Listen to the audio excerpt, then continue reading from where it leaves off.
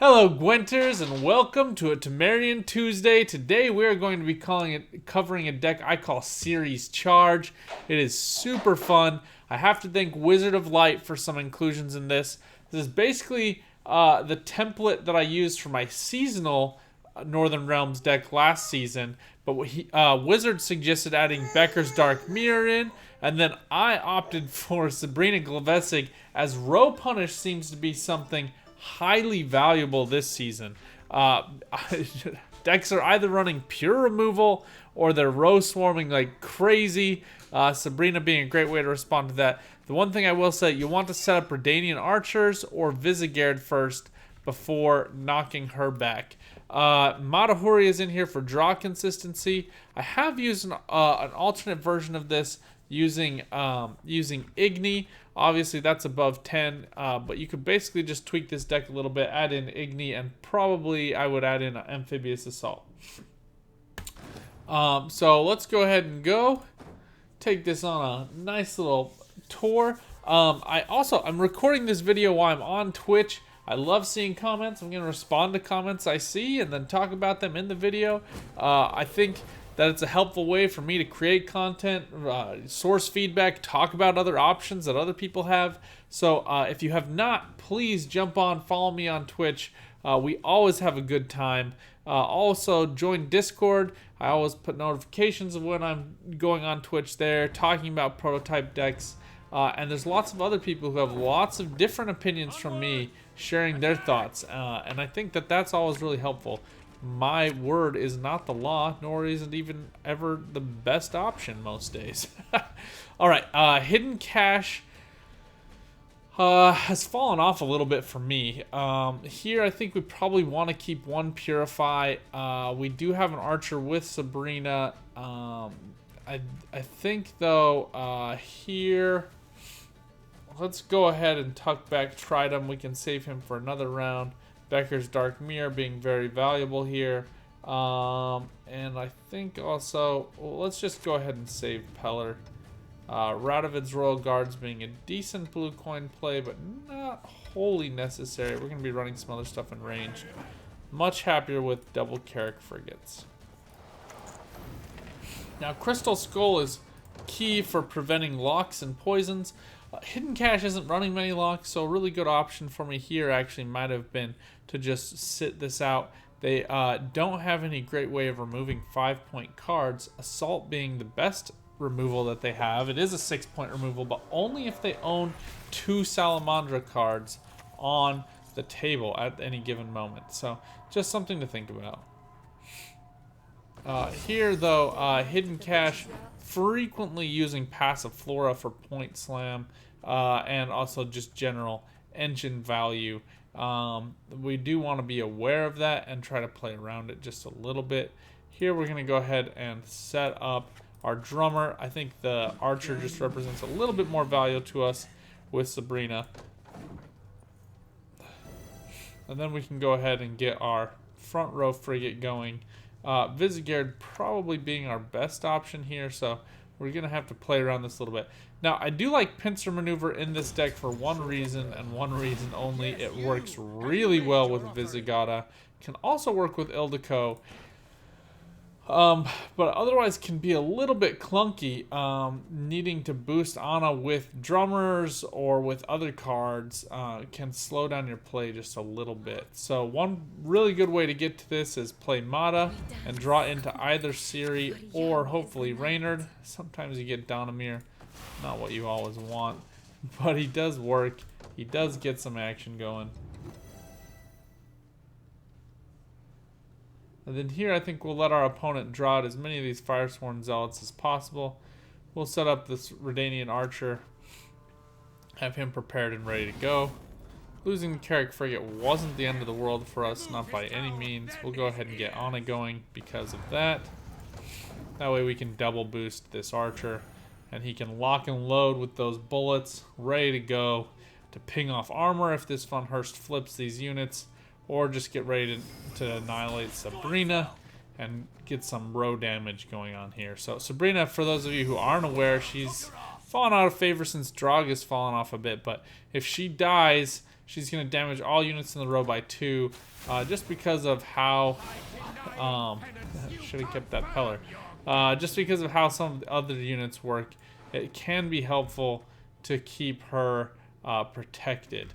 Now, you do have some options here. Personally, when I'm bringing out Visigodo with Pincer maneuver, I don't feel so much of the need to use Donimir, so long as the opponent is not using a lot of poisons. Here, though, my Anna's not representing incredible value. I am planning to row punish, so we're just going to let her sit. If our opponent either call his bluff as to whether or not he has another poison, or tempo this out. Our opponent doesn't really have great spenders here. Lieutenant von Hurst being the only one. Imke for the shield, but she would just be dead points there. So, obviously he did have another poison, but just a little bit clunky, not knowing what to do with all these points he's been given. So we're just going to kind of let this go a little bit longer. Get out another Carrack frigate. Again, just loading these bullets in the chamber, ready to ping off this armor. Likely kill Von Hurst would be my primary goal. So we need to get him down to 2 points with one more of these arrows ready to rocket into Sabrina and trigger that Death Wish. Becker's Dark Mirror does represent really good value against cards like Street Urchins. I would recommend, however, letting them get boosted up as much as possible. Ciri also very good here in terms of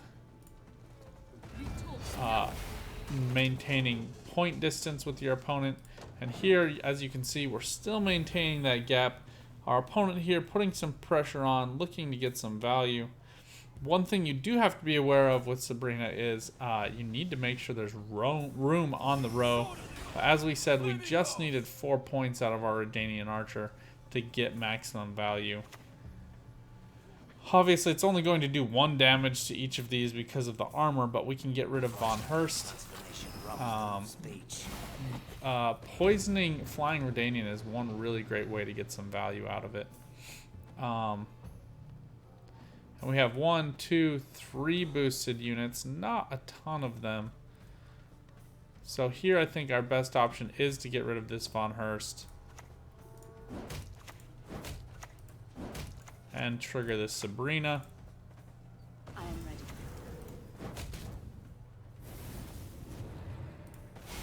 Removes his engine, gets us some points. And now we have our engine still going. We've run out of room here for volunteers, but otherwise in a pretty decent place. Just waiting for him to spend as many coins as he wants on the Street Urchins before we use Becker's Dark Mirror to put them in a hole from whence they will never return. The Purify, though, on Ciri being a thing I'm worried most about. If she gets purified, not only will her Veil and Shield be gone, but so will Resilience, so she will not carry over to the next. Match. Now we do know from this Mutant Maker, Devotion is going to just gain 3 coins without destroying an allied unit because he is destroying Flying Redanian. We know our opponent has something in the deck that is not that is a neutral card and not just these Syndicate cards, because this card is not running like Devotion. So he is giving away, tipping a bit of his hand there. That's something I'm fine with that.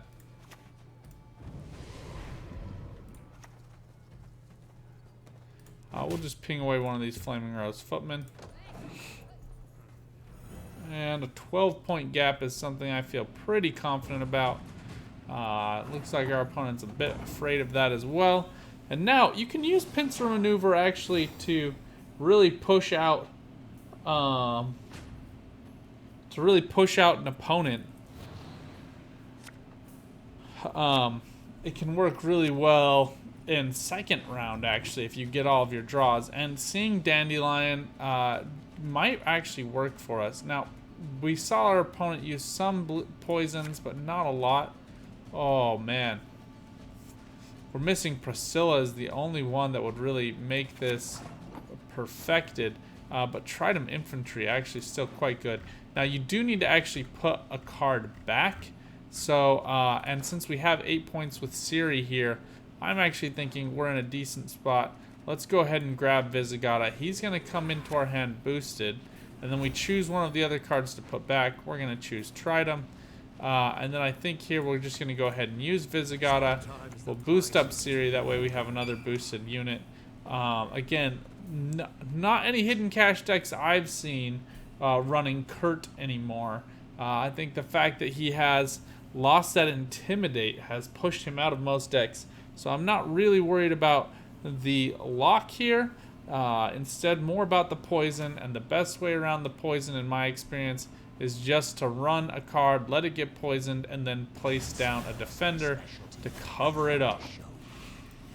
Here we'll get Dandelion going. And then I think we'll go ahead and throw down Ildiko. She'll go ahead and grant Visegard Zeal, so long as she is boosted. Missing Priscilla here. She can be really helpful with Visigoda.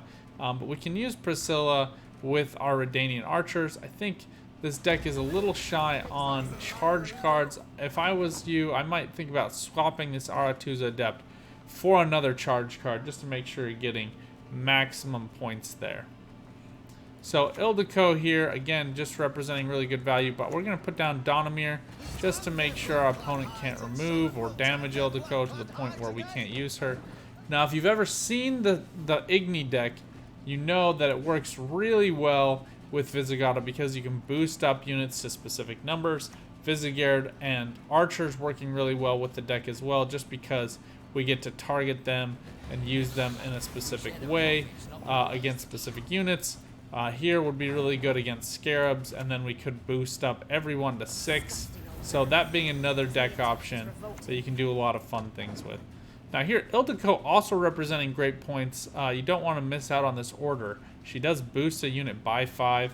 So long as she's inspired, we're going to get Zeal, so that's what we're going to be doing with Visegard. Helps out now with this Ildiko. Even though he's lost that formation, allowing him to be played to melee and getting Zeal, we're going to go ahead and use him on range row with Ildiko right away, finding some really great value. And here he's going to be getting 6 charges. Depending on whether or not our opponent chooses to spend on Jacques, we might actually just use it on Jacques, and looks like that's probably what we're going to be doing. And the reason for that, for those of you who are wondering why would you kill Jacques? He doesn't have any other spenders here. The other engine's only working off of the base points, not getting any other great value otherwise. And then here we're just going to go ahead and boost up Dandelion, and then spread around these other boosts, making sure to play around an Igni, but knowing that a Jurden could very well wreck our day. We've pushed our opponent out of this round. Quick 2-0 punch, even down a turn. Just really, really great tempo out of this deck. Hard to compete with if your deck is missing removal. And Twitch chat, thank you so much for the good game. It took me a while to realize that my name, I just picked Gone Gwenting. For those of you unfamiliar with American culture, we often say like, I'm gone fishing. That's what, out fishing, just leave me alone. That's what I'm doing. And I kind of picked it as my gamer name, having fun with that. But then realized it's also GG. So we can say GG around here all the time. We'll jump into another game, see what we queue into. Always live, always fun, never boring. If you saw my Scoia'tael deck on Saturday, you notice I queued into Symbiosis. Ironically, I had filmed another video beforehand, and it had actually been a Symbiosis mirror match that I got queued into. But I think it's important to see how these decks pair against just random opponents on ladder. Sometimes, you know, as you're about to see, there are pretty good counters to these decks. Now, we've tried to build this deck with a lot of input and support from others around Nilfgaard, but Nilfgaard just still representing trouble for this deck. Now, biggest thing I will say, Visigoda he's not totally a brick, but he is kind of. We want to get him into our deck, and we want to have some more flexibility. Here, we're just missing some soldiers. So even though Aretuza Adept does work with Redanian, we're going to go ahead and put her back. Drawing into Ciri wasn't what I was hoping for, but it will work. And then Priscilla, not super valuable this round. much more happy to see these archers come down. Now, Carrick Frigate, very vulnerable to assassinations. 6-point card, frequently played with Nilfgaard as they do represent such great removal. So we're going to go ahead and use Crystal Skull. Crystal Skull exists almost entirely to counter Nilfgaard. Nilfgaard being the perennial abuser of red coin. And then here we're going to go ahead and drop down one of these Redanian archers. He's a soldier proc, but also allows us to ping off this shield and to threaten this Hefty Helga a little bit more. Assassination coming down as predicted.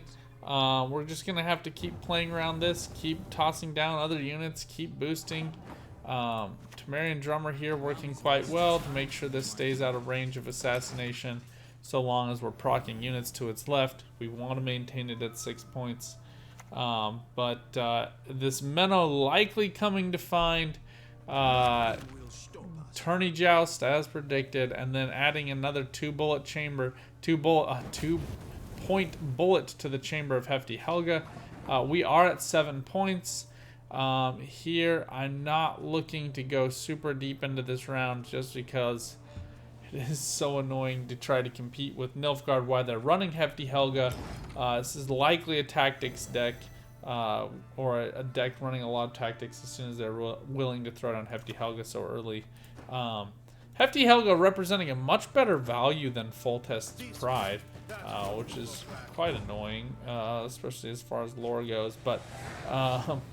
But you know, whatever. I don't know what to say about that one. Foltest's Pride has to be on melee row. It doesn't get a shield. It has to be between crew, and it has charges that don't get replenished any other way than by cards that replenish charges. So Radovid's Royal Guards, Redanian Archer here, probably representing best value. Artusa Adept, again, just a little bit clunky here, and Visigoda not necessary, so we're just going to put all those back in. We do need to be prepared for the bleed, but because of how Pincer Maneuver works, it does play really well against the bleed now, as it does boost that card by 5. We just need to keep something in our hand that we're willing to get rid of. And here we'll go for Carrick Frigate. It's likely going to play into an Assassinate, but I'd rather it get assassinated than Radovid's Royal Guards. Don't ask me why. That's just how I feel this round. No, Radovid's Royal Guards plays really well with Redanian Archer, giving them 2 points of armor as well as 2 points of value, making them much harder to remove that barricade and getting a pretty good value from them as well. But Radovid's Royal Guards also plays well with Carrick Frigate. If our opponent doesn't have Assassinate to get that removal, we can use it to boost up the Carrick Frigate and get some good value there. Now here we're just going to try to play around our opponent for as long as possible. Seeing Artorias, anticipate this might be a kind of a tactics assimilate deck, using Hunting Pack and Imperial Brigades to just get ultimate consistency. We can anticipate Menno being slapped down this round as one potential option as well. So here I'm thinking we for sure want to use this. You know, we don't have any of our normal boosters in our drummers or otherwise, so just gonna have to play this one with a little bit of patience. Likely using here Redanian Archers just for some reasonable value, and then we'll hold on to this Radovid's Royal Guards as well. Just waiting to see what our opponent does. And we are fine to go down to matching cards because of Ciri Nova. Ciri Nova just giving us such great value in the carryover. And playing her to range gives us probably the best options. Our opponent running a Ciri Nova Menno deck. I have seen these before, not nearly as frequently though.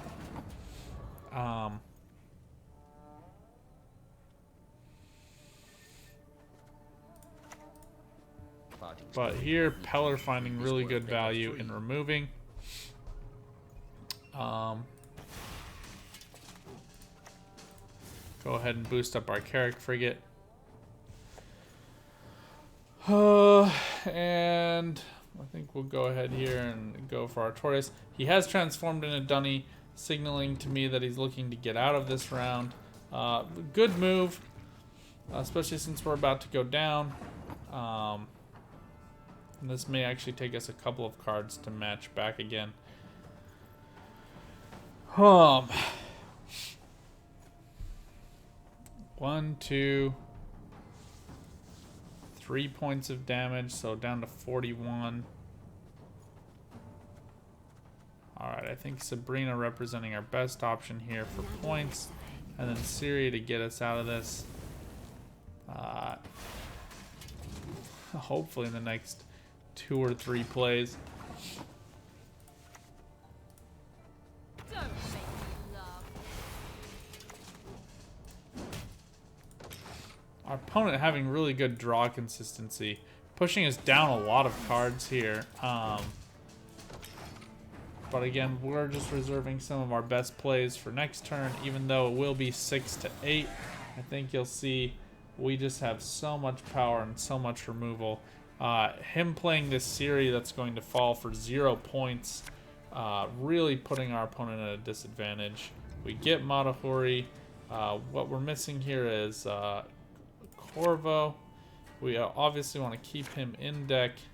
Vandegrift being another great carryover card, but not the one we're looking for. Oh, we missed Dandelion, which puts us in a bit of a pinched position. But here we'll use Matahori.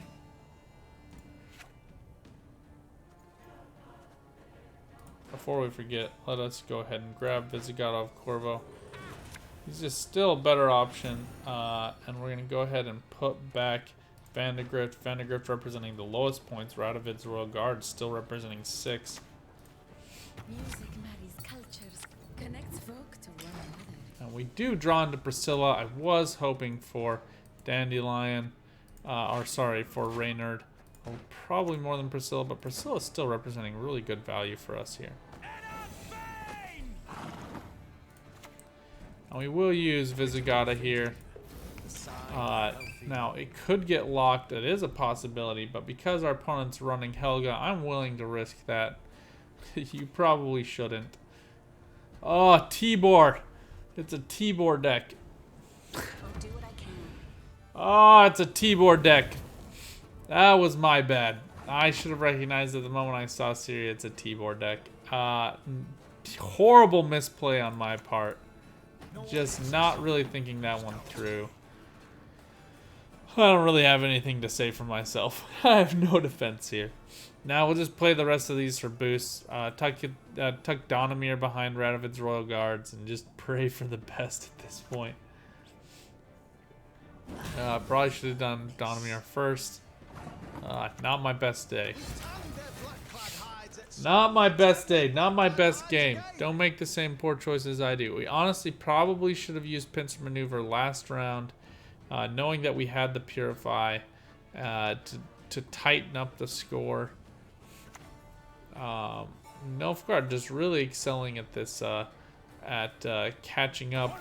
The presence of Daithwinds is here, for those of you wondering, because it's a guaranteed bleed that will allow you to proc out this hunting pack. Very good with Artorias. And having 2 of those cards makes it so Artorias is always guaranteeing you those draws. Now here, Ildiko just not going to be able to get boosted. So we'll be going Ildiko, then Visigoth, and then Priscilla's not going to be giving charges to anyone. So we'll just be playing her for points to ranged row. And that's fine. But Ildiko making sure to get us this boost. Oh, not my best game. Now we just want to get this boost. Visigoth then getting 3 charges instead of just the normal 2. Missing Dandelion being a big impact here. Playing directly into that Tibor, really problematic. Although Donimir would have been removed after getting procced by this bleed. So, you know, can't have everything. Now, Priscilla could represent 4 points, giving an extra charge to Visigoth. That is one option we could have used her for. I just don't find it all that useful, especially since there was armor on the other 2 units. So this being the maximum value that we could find. Now, Yen Divination representing 16 points with the Tibor in deck. Our opponent also likely playing something that's going to call that Tibor to a different row. Vilgefort's causing us problems. Vilgefort's really good for ranged row, getting rid of this Yen, pulling out that Tibor. Really great play. And then Yen's Invocation being the #1 removal our opponent can use. Now, he didn't remove Visigoda purely because he was running that Divination and Triss, and it would have been a 3-point card. So really putting that deck at risk. So really fun deck our opponent was using. Lots of fun for Nilfgaard, not so much fun for others. Personally, I like it a little bit more. I'm fine with Yen's Invocation. Honestly, it's okay. I just don't think they deserve Yen's Invocation and Vincent Van Morlehem when no other deck has anything similar. Imlerith's Wrath and Champion's Charge being the only other kind of like similar ultimate removals, but requiring Bloodthirst and or Imlerith to be present. Just making those cards a little bit more tricky to maneuver into, requiring a different action before you can use them. At a minimum, using leader ability. With Patricidal Fury. So, I think that's something that's got to be fixed. But Yen's Invocation I have a problem with lore-wise. I've gone on a rant in my last video, but like, at a minimum, where's the Yen who worked for Aedern? Or at least the Triss? Just my thoughts. Take them for what they're worth. Not very much. Here, pretty happy with what we're seeing, actually. Nothing I'm really wanting to draw into particularly. So I think we're going to go ahead and sit on this one. The only thing we're really missing here is an extra soldier. We may have to end up going for Visigard, which isn't my preference. Anna actually being just like a little bit slow this round, so we'll put her back. Alright, we get 2 Redanian archers. Redhead Rage is our opponent this round. If you are that player, please let me know. I've actually queued into a couple people, and it's been a lot of fun to play with people who I am not usually familiar with. Now, getting an archer out that's just going to sit out is going to be a bit difficult. So here we're just going to actually play Matahuri, as it will show us what our card is. It's Ciri.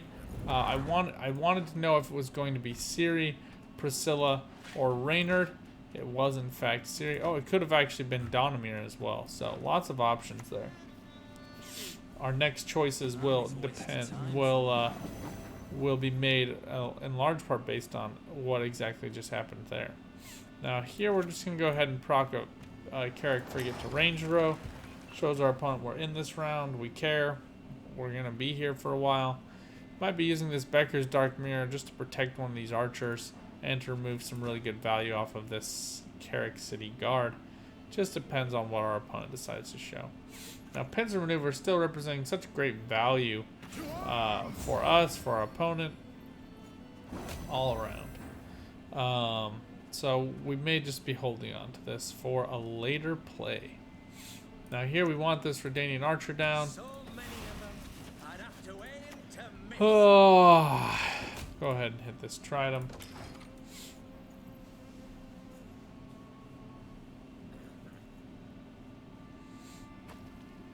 As anticipated, this Carrick City Guard moved our Redanian Archer back. You can run siege ladders if that's something you're deeply concerned about. Personally, I'm not, especially since I got both Redanian Archers into my hand for this round. We'll go ahead and proc off that armor. It makes this drummer vulnerable to Becker's Dark Mirror. I guess it was before anyway. But here we can go ahead and use Sabrina to find some maximum value on this row. Carrick City Guard coming down, pretty boosted up to 8. Here I think we just have to kind of decide how much value we want to protect. I think Sabrina finding really good value at this point. We're gonna go ahead and use her. I am since that was the setup we were looking for. She still represents 9 net points of value, 1 from her, and then 9 damage. Although here it is 10 damage just in total, so you can take that however you want it.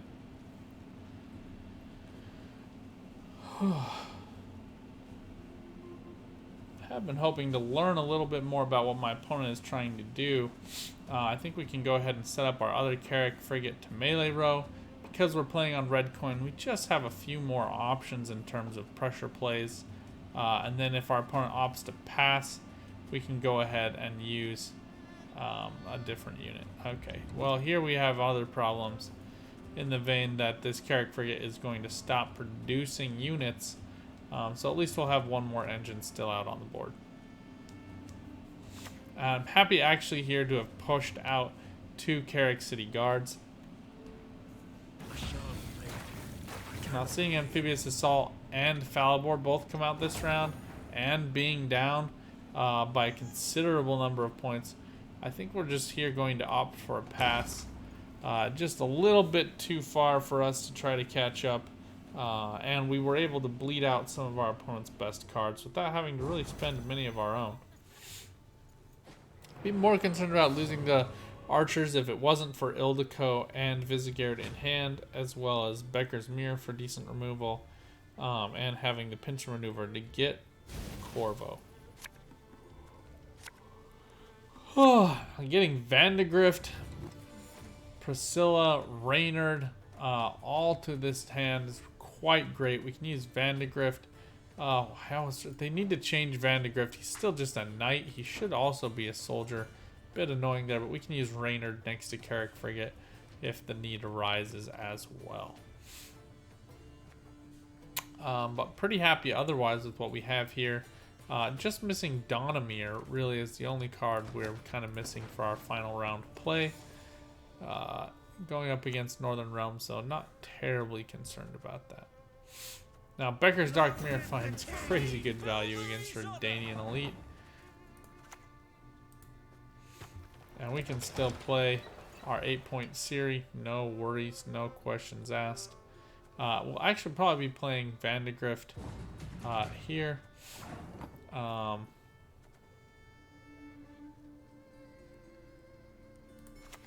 Okay, well, we don't really want to go down unnecessarily, so we'll just be playing Ciri, see what we get from our next hand,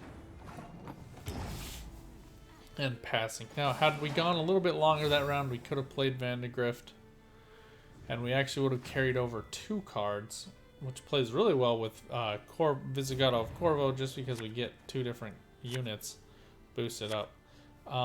Now, Peller actually being decently valuable here.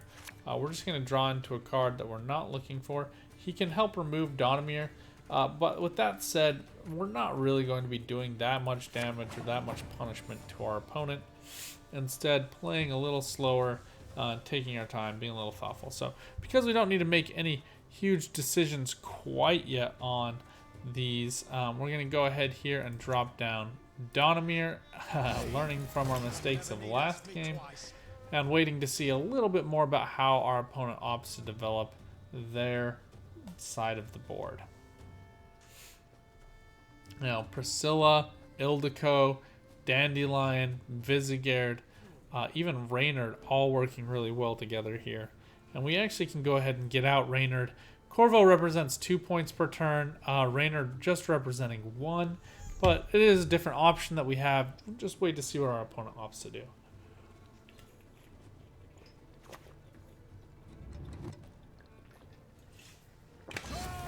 Seeing a fellow Donamir to melee row indicates to me the potential of a full test Pride. Have seen a few of those out this season. So here, what I'm actually wanting to do, if for no other reason than to just mess with our opponent's mind, is to go ahead and use this Peller, purify the Donamir, and allow us access to whatever powerful unit he's using with Becker's Dark Mirror. And now most of everything we have is going to fit.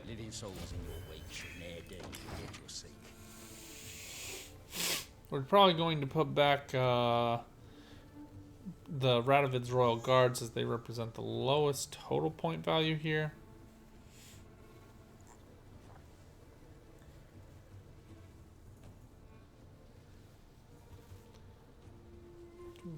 I am waiting on bated breath to perhaps see Siege come out from our opponent.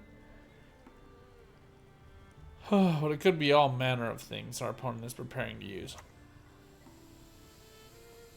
Carrick Frigate a decent option. It does represent reasonable points over time. But I'm more concerned about getting our cards out. Now the first card you choose will be the one you're drawing. Second card you choose is the one you're putting back. So here we just want to get out Visigoda and we want to get out Dandelion. Together they just represent so many points. Perpetual boost. We should be a little bit concerned here, and I did make a misplay. We need to be concerned about an Igni. Igni finding incredible value right now with Visigoda and Ciri at 16 points. Pretty bad misplay from me. Could have just used that charge to boost up Ciri to 9 points.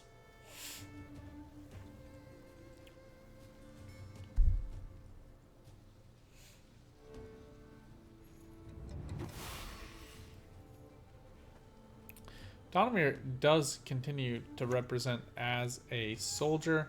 Getting both of these down to melee road doesn't make much sense to me, but we'll go ahead and see what our opponent has to offer. So we'll put down Dandelion here, and we'll go ahead and boost up Donimir, just in case our opponent is deciding to do something crazy with on Sace or something like that.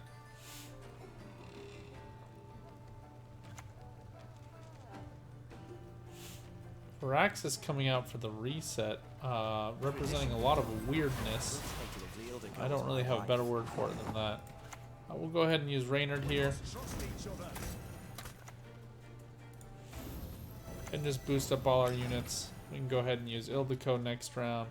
But Priscilla representing the best value, 2 points each turn. Overtime!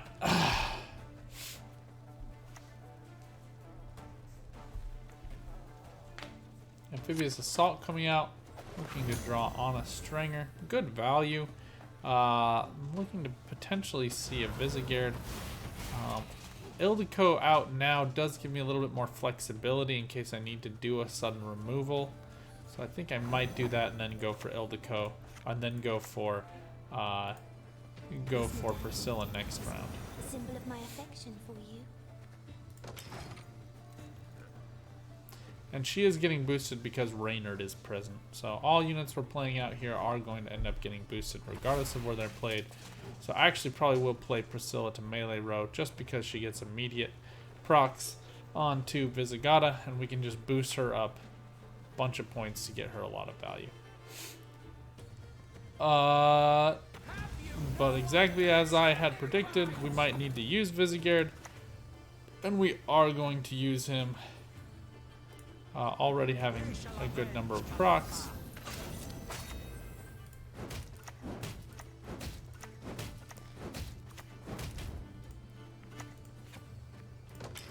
And we can use Ildiko on Priscilla to get major points. Although at this point, because we have an Ildiko out, Priscilla is going to be able to get the boost from formation, plus get the zeal from an inspired Ildiko. And then we can go ahead and feed those over to Visigoda in case we need to remove something else. Bloody Baron being a good example of that. And if we need, we can actually go ahead and boost up a unit and then remove it with our Becker's Dark Mirror.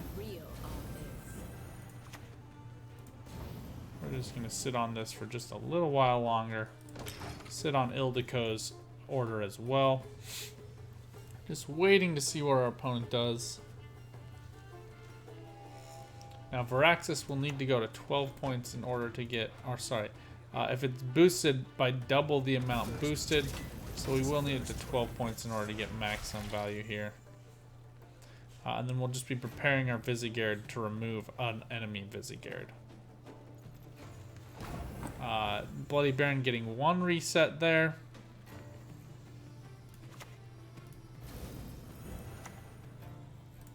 Remember, we need Viraxis up to 12 points. We can go ahead and use Becker's Dark Mirror to remove him. And we'll boost up Donamir just for good kicks. This drummer coming down basically is worthless as we've totally row stacked ourselves.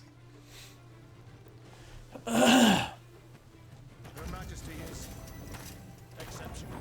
Reynard still is good value, so we're going to go ahead and remove him. Left, right. And then just spread around these boosts. And use the last 2 damage to get on a Stringer back down to 4, so that anything else our opponent plays is less valuable.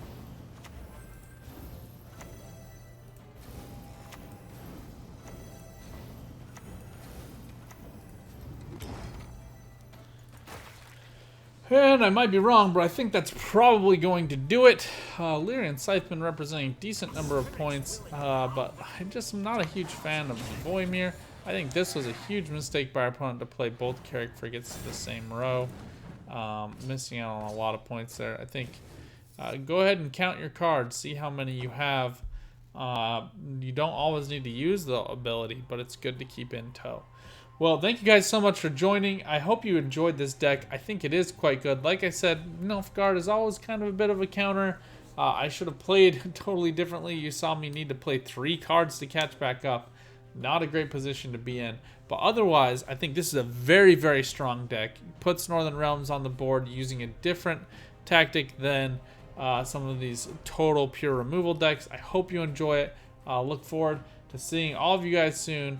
So good luck on the path. Get out there and keep on Gwenting.